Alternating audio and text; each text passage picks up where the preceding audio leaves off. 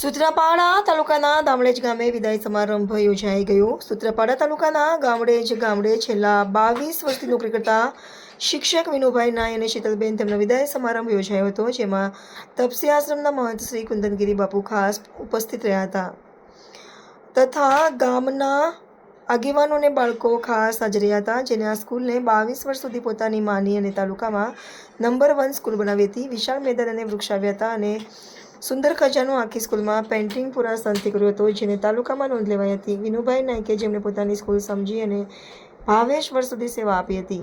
વિદાય વખતે ગામના આગેવાનો અને બાળકો પોતાની આંખોમાં આંસુ આવી ગયા હતા। વિનુભાઈ નાયકે જેમણે હાઈસ્કૂલ છોડતા પહેલાં પોતાનું હૃદય ભરાઈ ગયું હતું અને ગામના આગેવાનો અને બાળકોએ પૂરા હૃદયથી વિદાય આપી હતી। વિનુભાઈએ કહ્યું હતું કે હું જ્યાં પણ જઈશ ત્યાં ધામડેજ ગામને યાદ કરીશ, જ્યારે પણ જરૂર પડે ત્યારે હું ધામડેજ ચોક્કસ આવીશ। સંવાદદાતા રામસિંહભાઈ બારોડ, સૂત્રાપાડા। નમસ્તે મિત્રો, હું છું ચાંદની પરમાર।